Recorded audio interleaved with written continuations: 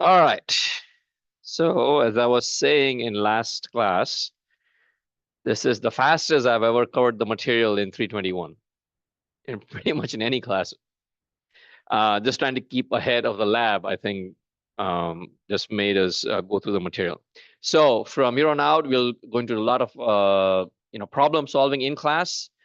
There's one small topic I do want to cover that I haven't covered yet, and so let's talk about that first.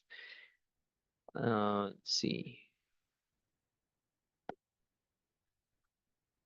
And that would be in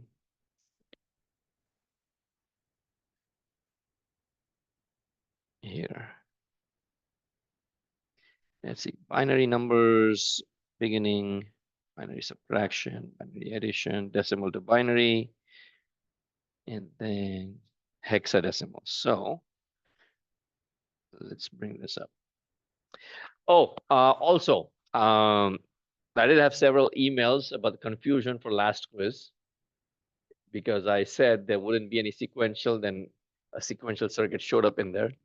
And I guess was too lost in my own head to realize that I had mixed it up. So instead of being combinational, it was sequential. So anyway, long story short, there will not be any penalty for that circuit or for last quiz, okay? Because it was sequential circuit, not combinational, the way I had posted in the announcement, okay? So when the grading time comes, I might mark it as of an extra credit, or I might I don't know. I don't know what I'm going to do yet with that quiz, but suffice to say, it will not negatively affect your grades. Okay, it will not negatively affect your grades. The last quiz. Okay, so hexadecimal, right? So I mentioned this when we had gone through. Since now we have extra time, let's go through that. So hexadecimal number system was come up as a way to describe binary number system, right? Now, binary number system obviously is used for machine language, right? But the numbers can get really big very, very quickly, right? So even in the early days of digital logic, microcomputers and microprocessors, 4-bit processors or 8-bit processors, if you wish to describe something in binary, it would be a very long number. That is complicated. We cannot remember all those numbers, right? And so we would use decimal, but they came up with an additional 6 digits to describe the binary numbers. And the reason for that is we have 4-bit numbers, which is a nibble, and 8-bit numbers, which is a byte. So if we increase it to 16 digits, then we are able to describe a 16-bit word with only 2 characters. And that's why we came up with the hexadecimal. So hexadecimal system uses 0 through 9, which is, of course, decimal number system. And obviously, we can't use 10, 11, 12, 13, 14, because that would defeat the purpose. We are now adding an extra digit in there.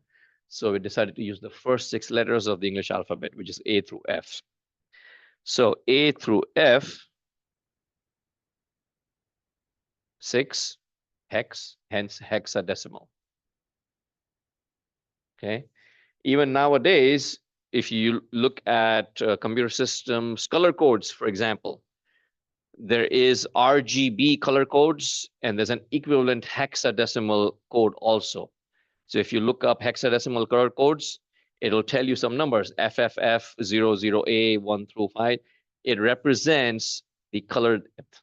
Yes.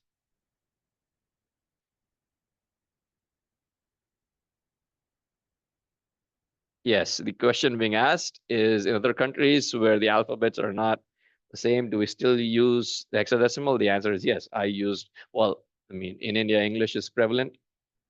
So yeah, I learned hexadecimal.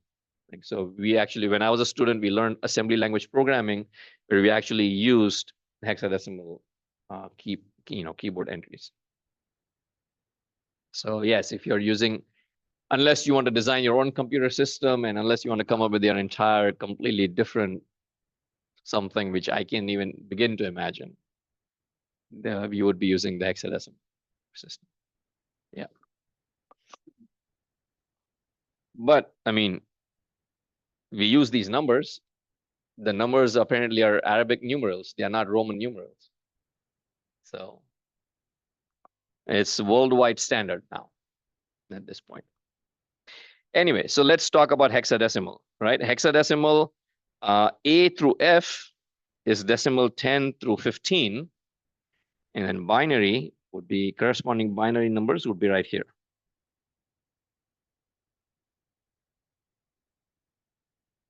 Okay, that represents A through F. Okay, so the last 6 digits. Conversion is actually very easy. It's very, very easy. Hexadecimal requires 4 bits to describe it, right? So it's 16, right? 0 through F. So it's 16 unique letters. 16 unique letters or 16 unique characters. So going from hexadecimal to binary and from binary to hexadecimal is very easy. So let's do hex to binary first. If you want to do hex to binary, all we do is we take each character and we represent it with its 4-digit binary equivalent number. That's it. We represent each hex character or each hex digit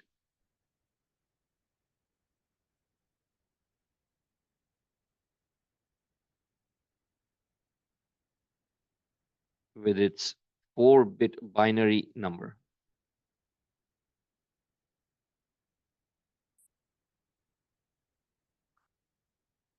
That's it, as easy as that. No calculation like decimal going back and forth. So if we have, let's say, for example, F3A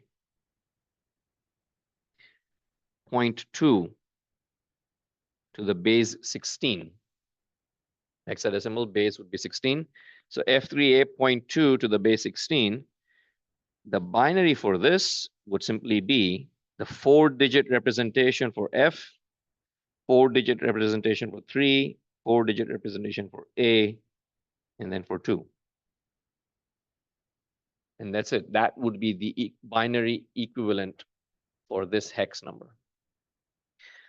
F is 1, 1, 1, 1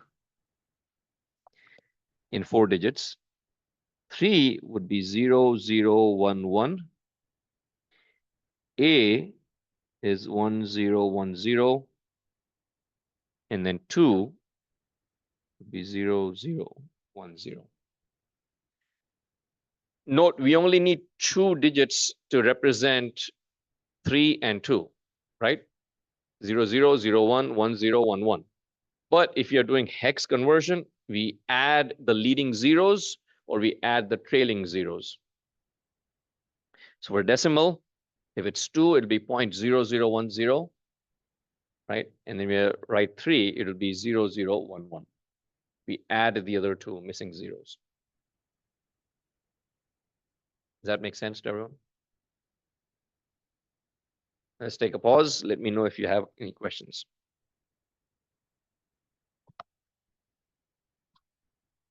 Nothing. Nope.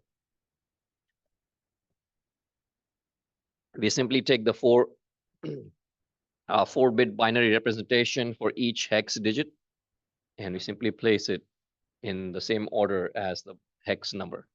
And that would give us the binary equivalent for that hex number. So FF would be all ones, 8 ones. So typing in 8 ones or understanding what that digit represents on a keyboard, FF. Done, 2-digit representation. So assembly language programming or machine language programming is far easier using hexadecimal digits. Okay. Even with decimal, if you wish to do FF, it would require 3 digits, I believe.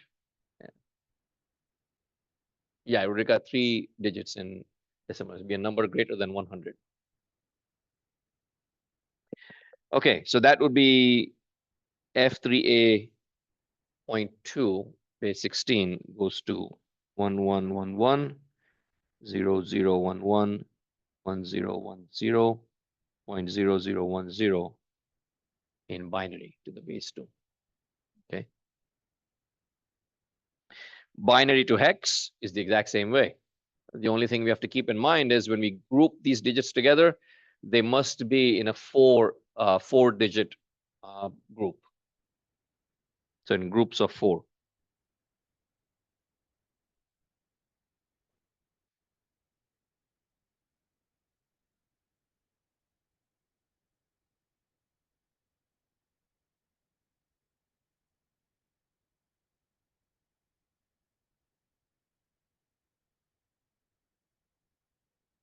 So if we were to translate 111 0110.1 to hexadecimal, this is binary number, we would simply group it with 4 digits. So starting with the decimal point, you would add zeros after that 1. Okay, you would add zeros after the 1. So trailing zeros. And then here, let's start counting 0, 1, 1, 0. That's the first group. The second number would be 1, 1, 1, 1. We don't need to add a leading 0 for the leftmost digit. Okay, it already is an 8-digit number.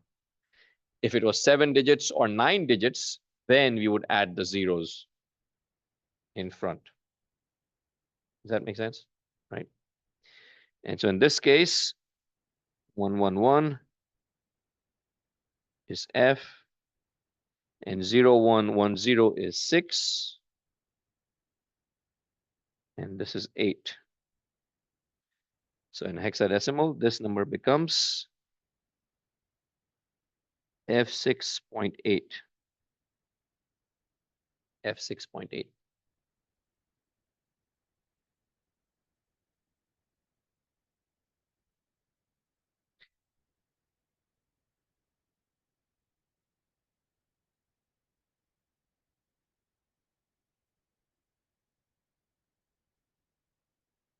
Okay.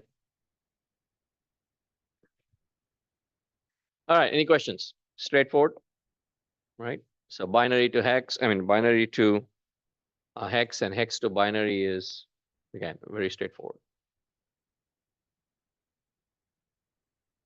How many of you have already had lab this week? Lab 7. Finished lab 7. Did it work? And you were able to see 0 through 9 in the counter. So we used a chip, which was a decoder chip, which went from BCD to decimal, right? So it's BCD to decimal decoder, right? So BCD stands for binary coded decimal.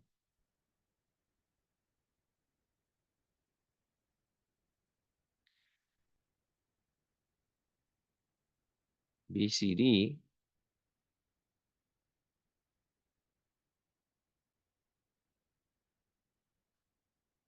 stands for binary coded decimal.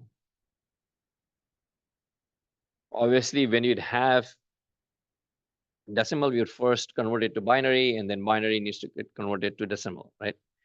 So an easier way to do that is we code the binary numbers as decimal numbers. And the conversion is as straightforward as the one for hex to binary or binary to hex. It's simply the 4-bit equivalent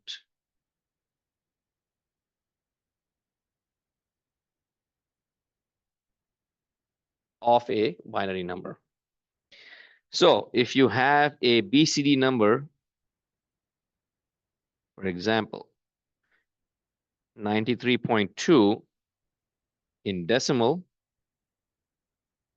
the binary coded decimal number of this 93.2 would simply be 1001. Actually, let's Do it this way. 9 is represented in 4-digit binary as 1001. 3 would be represented as 0011. 2 would be represented with 0010. Note that even after the decimal point, we have to add a leading 0 because we are representing 2 in decimal with a 4-digit binary. So it would become 0010. Right? So the binary coded decimal number for this would be 0011.0010. And that would be BCD.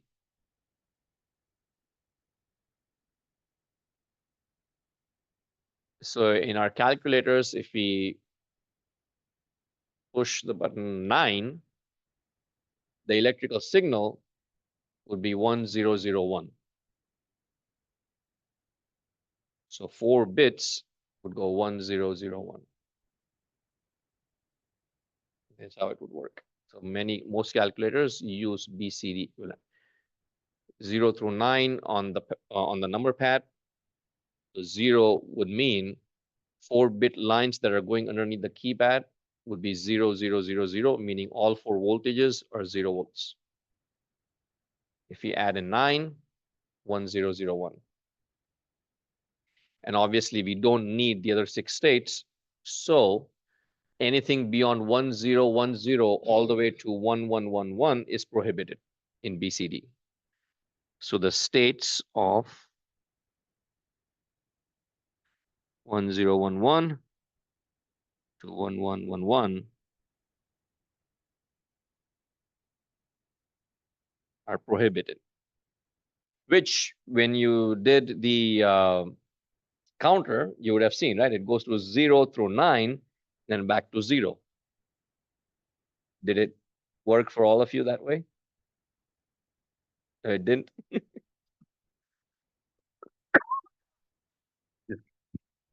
If he had an hexadecimal counter, it would go through 0 through 9 and then A, B, C, D, E, F. If you use a BCD to decimal decoder, then the count resets. So it goes through 0 through 9, then it resets and goes back to 0. Okay, hexadecimal counter would continue on. Decimal counter would reset after 9. Okay, and so what we do in the lab is we go through 0 to 9 because we're using a BCD to decimal converter. Decoder, sorry, decoder. So that's BCD. And that's what we'll do in lab 7. I take the counter and connect a 7-segment display to show a decimal count. All right. Any questions before I move on? Exam. Yes.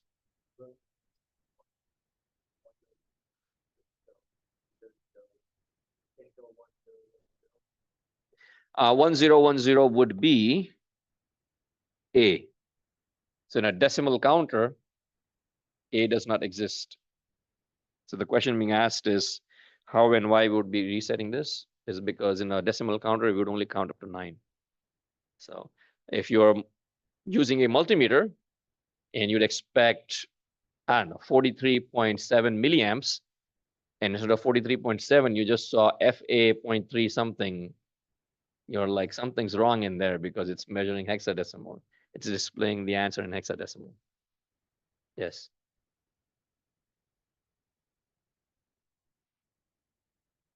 Yes. Yes, that is correct. Yeah. 10 would be decimal. Decimal, 93.2. Yeah, so the subscripts, the question being asked was about the subscripts. The subscripts indicate the base of the system, basically 2 for binary, 16 for hexadecimal, and 10 for decimal. All right, so let's look at, see, chapter 1, diodes. Let's add one more page. So this was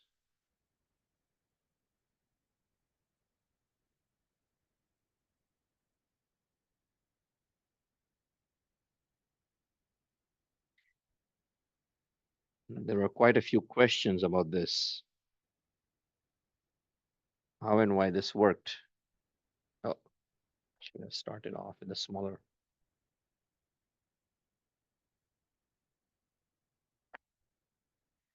And this is at the end of chapter 1, okay? So I'm creating this. This was a homework problem. Can't remember exactly which homework this was in.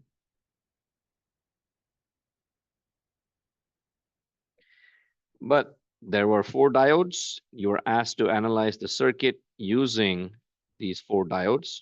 1, 2, let's see, 3, and 4.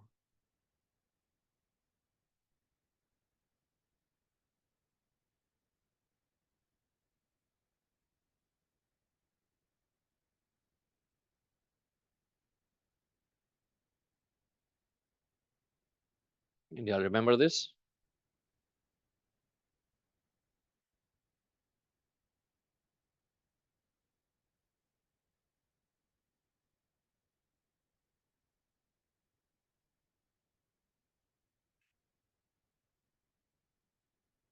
Yes? Anyone figured out how it worked? So the question was, analyze this using the ideal diode model for different values of V in. Okay, let's see how much time. I had plenty of time. All right, this was shown as plus 10 volts. This was minus 10 volts. This was D1, D2, D3, and D4. Okay. And the question was, analyze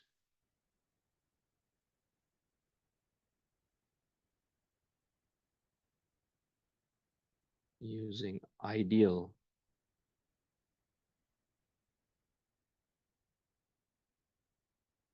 diode model for V in values of 0, 2 volts, 6 volts, and 10 volts. Okay.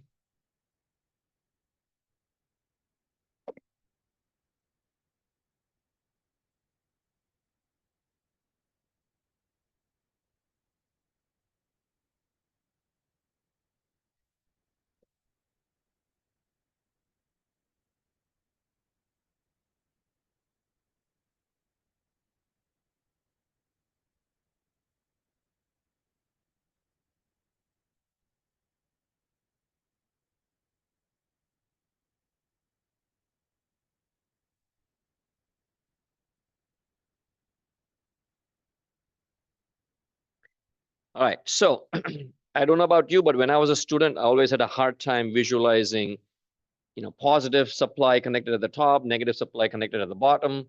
If I wish to apply KVL, I always liked to draw out the power supply, meaning the full connection in the circuit. Okay. So I'm going to draw this with the power supplies. So plus 10 volts means resistor is like this. 10 volt supply is here, right? We are applying plus 10 volts.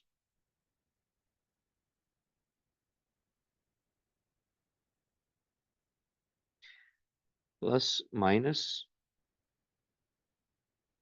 And let's label these R1, R2, and R3. R1, R2, and R3.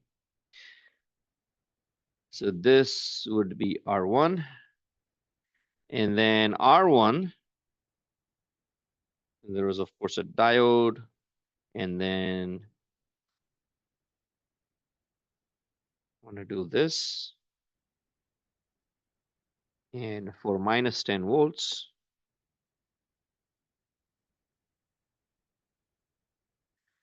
we would connect these two together and connect it to ground.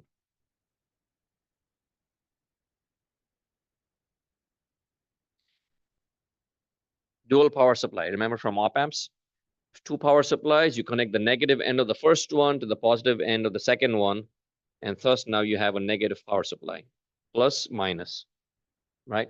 So if you have a plus 10 volt at the top, doesn't matter where it's in the circuit, but if you have, excuse me, if you have a positive voltage in a circuit shown simply at a node, and you have a negative voltage shown at another node in the same circuit, it simply means both those supplies are connected together in the same configuration that we did in the lab. Okay, the negative end of the first supply is connected to the positive end of the second supply. All we are doing is we got two power supplies, you're pushing one of them down below the other one. And where they are connected together, that would be your ground terminal. So the ground terminal simply indicates the reference point, the common reference point in the circuit, the value of which should be equal to 0 volts. So if R3 is shown connected to ground like this, that simply means this is the common point of the circuit, and that's 0 volts. So you have a dual power supply and the common terminal right here. It does not have to be physically connected to ground. It's simply the common reference point. And because it's the common reference point, and this is going back to E201, that common reference point has a value of 0 volts for the purposes of this circuit and this analysis. Okay, it does not physically have to connect to ground. So that's how I would, that's what the first step should be, at least for me. Then, if you want to begin analysis, we have to start with either the diode's assumption, diode state. We would assume the diode is either on or it's off, right? That's the first step in ideal diode analysis. I know it's almost at the beginning of the quarter, but I'll take it slowly so y'all can get caught up. Ideal diode analysis, we assume a diode state either on or off. In this circuit, for V in equal to 0 volts, what do we say? What do we think? Logically speaking, I would assume if V in is 0, then diode D1, the cathode of diode D1 is connected to 0, anode is connected towards the plus 10 volts. So my assumption would be that D1 is on. Logical assumption. In the same manner, D2 is also connected to plus 10 volts via the resistor R1. But nonetheless, it's connected to the positive side. And then the cathode side is connected to ground via R3. So again, my assumption would be that diode D2 is also on. Okay. Applying the same logic to D3 and D4, I would say all 4 diodes would be on.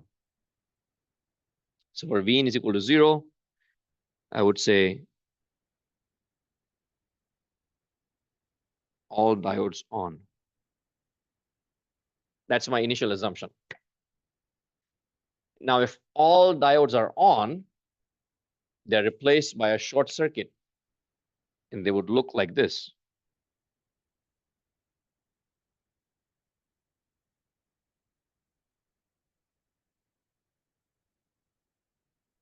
All diodes are replaced with a short circuit, right?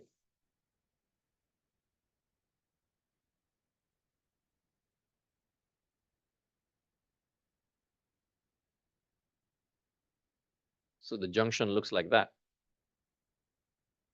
And if all of them are a short circuit, then it's one single node.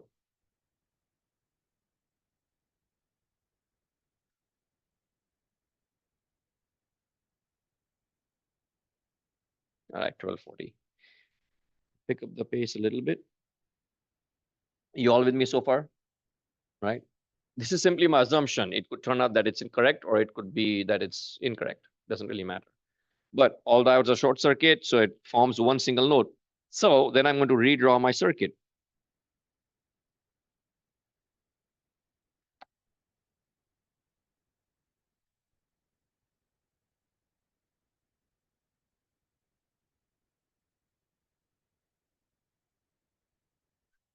And the circuit should look like this.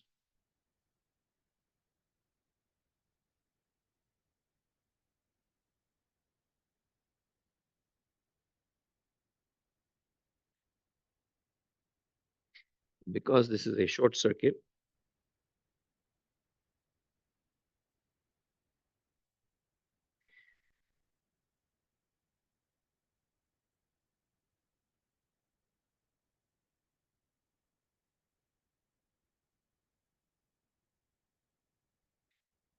and this is R3 over here, and R3 is also connected to ground.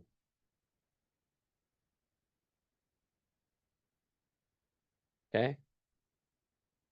Again, all diodes are short circuit, so it's one single common point. I have two power supplies connected to R1 and R2, and then R3 is connected to ground. Effectively, R3 would be here.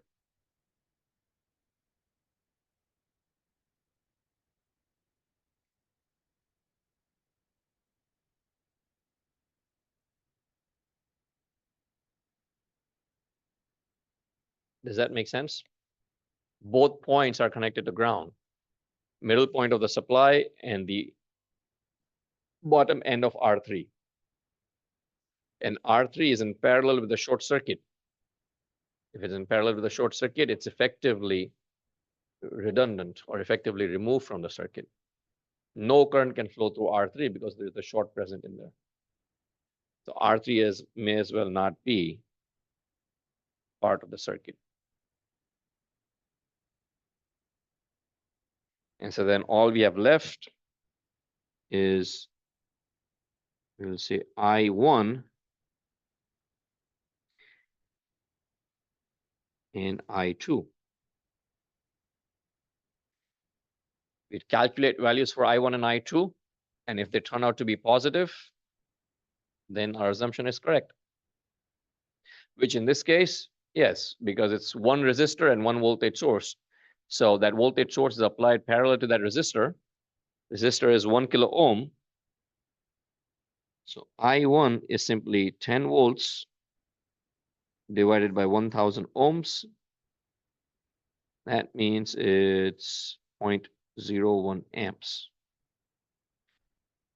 Same thing with I2. I2 is also 0.01 amps, positive. Okay. You verify this by applying KCL.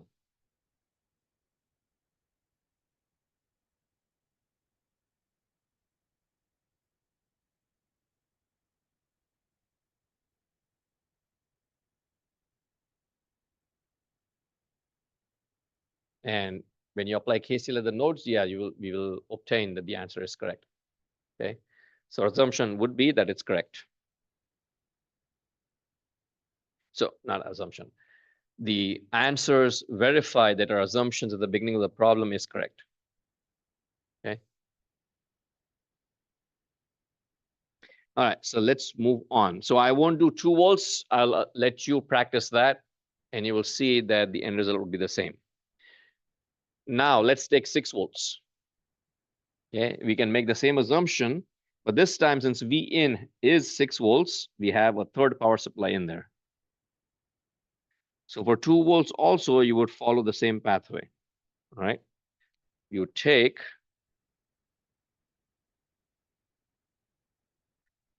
do this.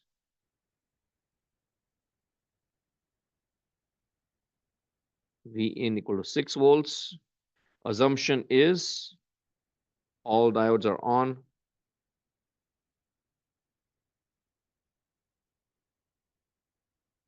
Okay, but now we have V in as 6 volts. So how do we use that? Well, you can apply V in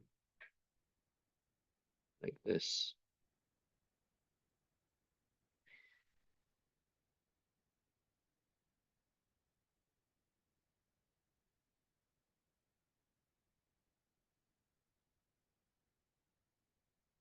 R3.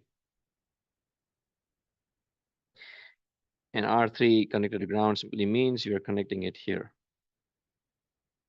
like this. This is your V in. This is 10 volts.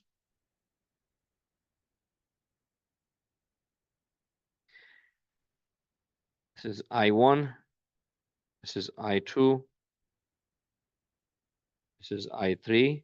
I'm making an assumption of the current direction. Doesn't matter whether the assumption is correct or not. We need to assume a direction for the current, right? So I3 going down there. And then V in, most logical assumption for current through V in should be something like this. I'm going to assume that. And I'm going to call it X. And this node is basically the node where I say all my diodes are a short circuit.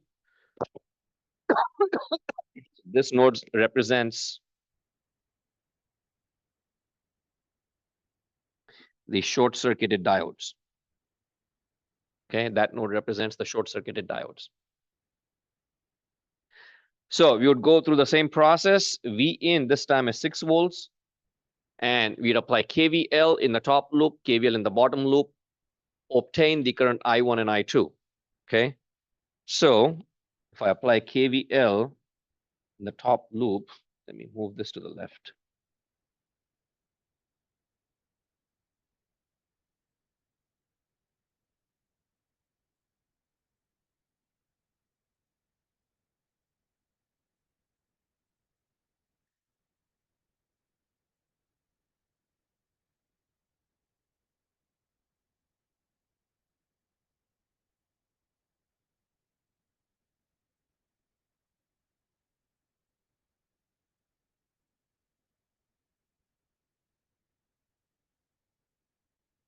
Determine VR1 and VR2. Then apply Ohm's law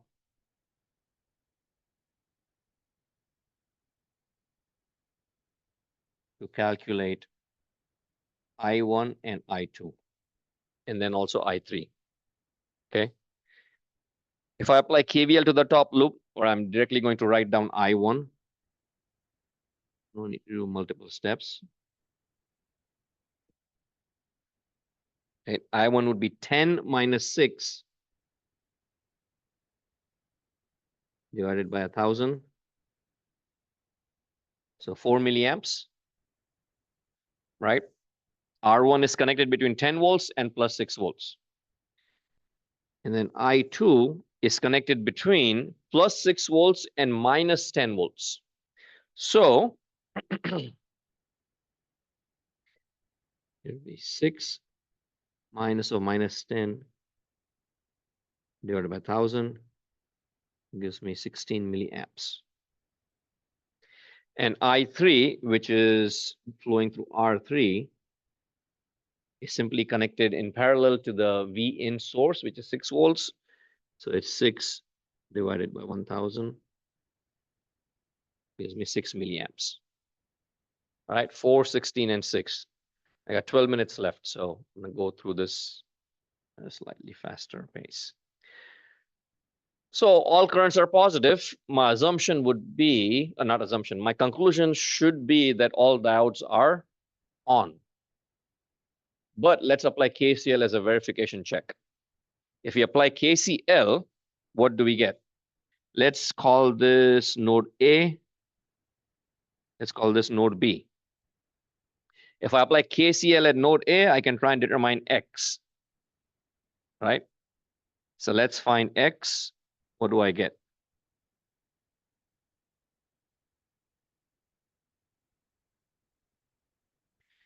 X is coming in plus I1 should be equal to I2 plus I3.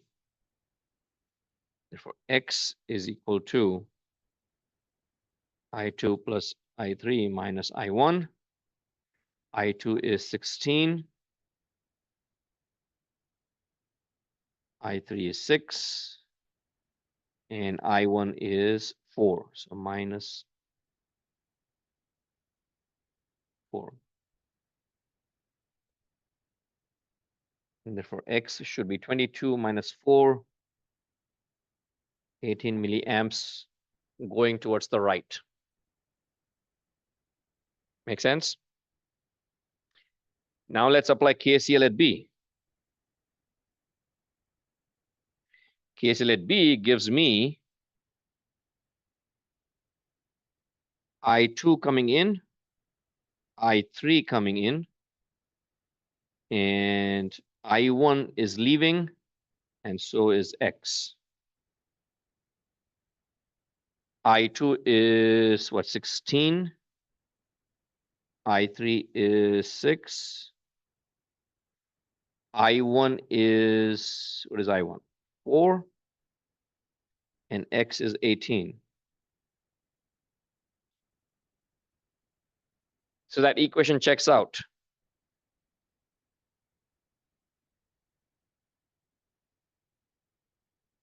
What else do you notice?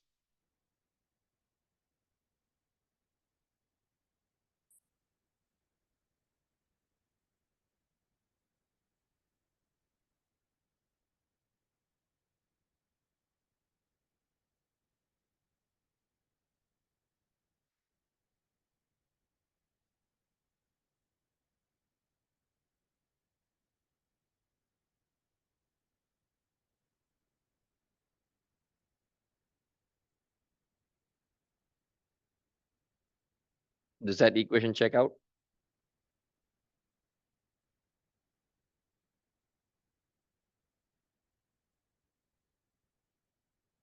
Go through the steps. I1 is 4. I2 is 16. I3 is 6. And then you make an assumption that X is going from left to right. So we come up as X is 18 milliamps.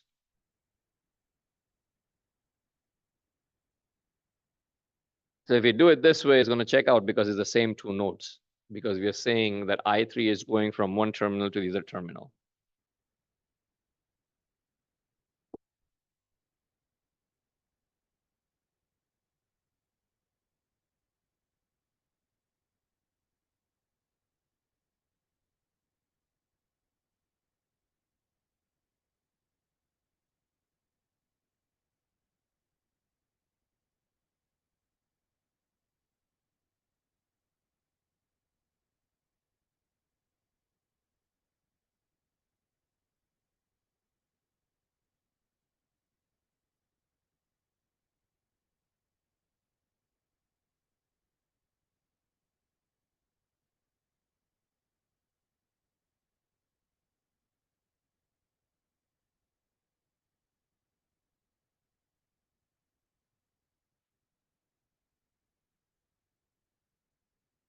What are we missing?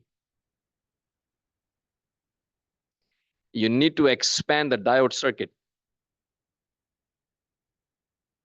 Because we are not just looking at the nodes, we are looking to see or verify whether the current through the diode is positive. Okay, so again, ideal diode analysis. If we assume diode is on, then the current through the diode must be positive. If we assume that the diode is off, then the voltage across the diode must be negative. So if we assume it on, then we need to check the diode current. That's what you were missing. Okay, so keep that in mind. You will need that in the exam. We need to check the current through the diode. So we can't simply apply KCL at the nodes. We have to apply KCL to this. Okay. We need to apply KCL to this. This is I1 coming from the top. This is I2 going out. This is I3 going out. And this is X coming in once we expand it. All right. So now we don't know which directions the currents are going. So we made an assumption diodes are on. So we look at the diodes. Diodes are pointing down. All of them are actually pointing down. Okay. That means the currents through these diodes must go in this direction. And now you apply KCL at each one of these nodes. So if you apply KCL here, you apply KCL here, and let's call them nodes C and D. Tell me what you obtain. And the result of this one will tell us that it does not work. Okay. When you apply KCL at these nodes, you can call them ID1, ID2, ID3, and ID4, 4 diode currents. And all 4 of those must be positive.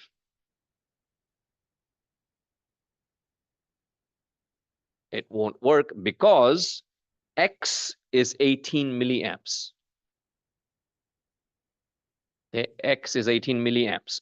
So if 18 milliamps is coming from the left, it's combining with the current that's coming from the top and going through diode D4, which is this one. Okay. So if this diode D1 is on, that current is positive. You have 18 milliamps coming here. Regardless of what current is coming from the top, this number through D4 must be larger than 18, which means I2 must be larger than 18. However, I2 is not larger than 18, it's only 16. It's actually less. That means that one of these currents is going in the reverse direction. And you will obtain that by applying KCL at those nodes.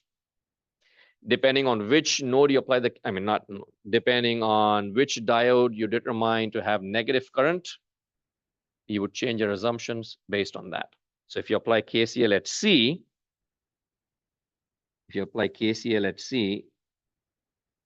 did everybody understand what I was trying to say? Maybe a little bit convoluted, but you apply KCL at C and D. Let me write out the steps.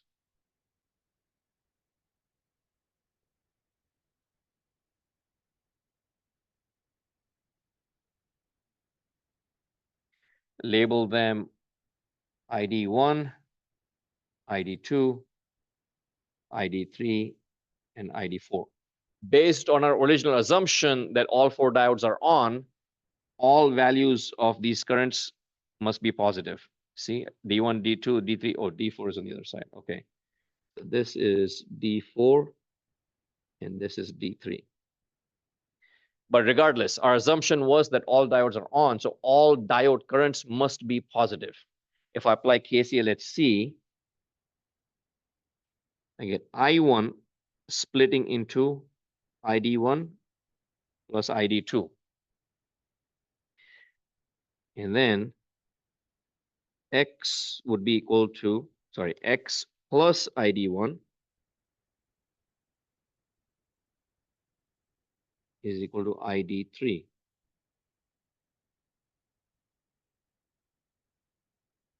All right, 2 minutes left.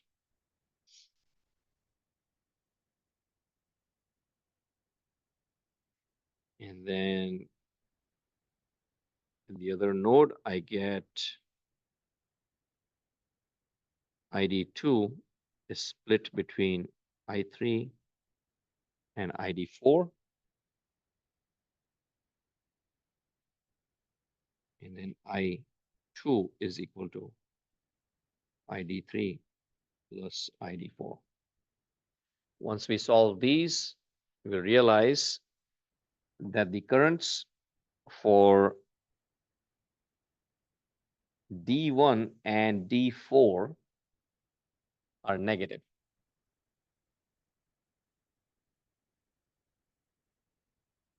So ID1 and ID4 are negative.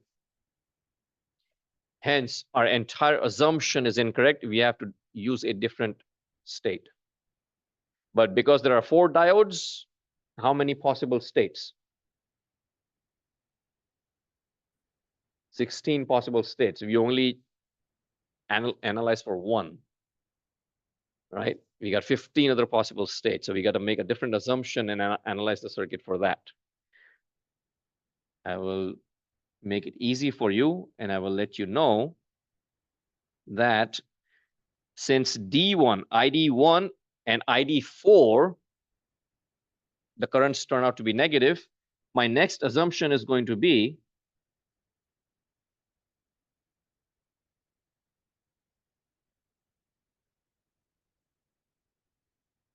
that D1 and D4 are off.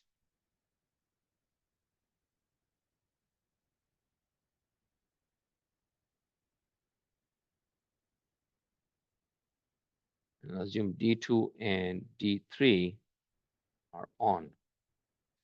So the circuit actually is going to look like this.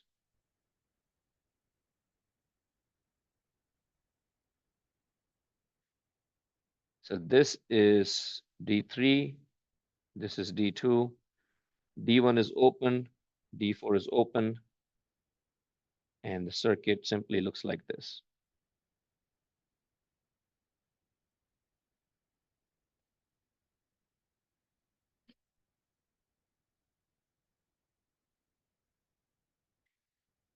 And let's see, didn't leave space to draw. V in,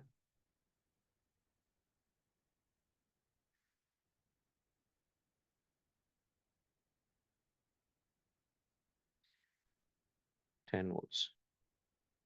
And now when you analyze with this circuit, it just becomes two different loops, right? The bottom loop has nothing to do with the top one. And so it's a simple loop where you apply Ohm's law and you can calculate the currents. And then when you find the currents, you calculate the voltages at the nodes.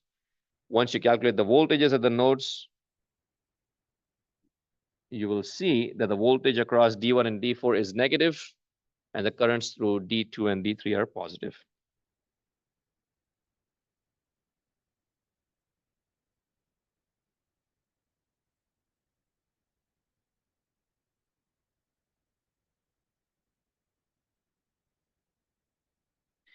VD1 and VD4